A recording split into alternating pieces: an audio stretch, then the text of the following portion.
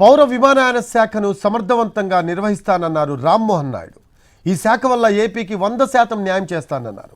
పౌర విమానయాన శాఖ వల్ల ఏపీ అభివృద్ధికి ఎంతో చేయొచ్చని, అందుకోసం తాను కష్టపడతానన్నారు.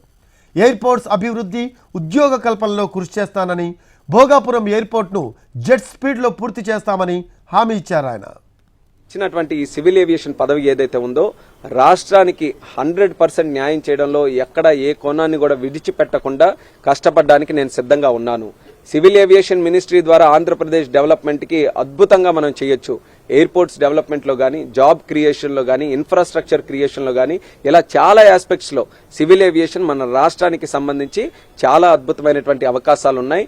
అన్నిటికంటే ముందు టాప్ ప్రయారిటీగా మనం తీసుకుంటే భోగాపురం ఎయిర్పోర్ట్, దాన్ని జెట్ స్పీడ్ లో కంప్లీట్ చేసి దానికి అక్కడ ఇన్ఫ్రాస్ట్రక్చర్ అంతా కూడా పూర్తి చేసి ఇమీడియట్ గా ఒక ఫ్లైట్ ల్యాండింగ్ అయ్యే విధంగా ఒక పక్కా ప్లానింగ్ తో ఒక మిషన్ మోడ్ మీద, వార్ ఫుటింగ్ మీద భోగాపురం ఎయిర్పోర్ట్ ని మేము కంప్లీట్ చేసి ఉత్తరాంధ్రకే ఒక ప్రధాన హబ్ గా ఆ ఎయిర్పోర్ట్ ని మేము తయారు చేయబోతున్నామని కూడా నేను ముందుగా హామీ ఇస్తున్నాను.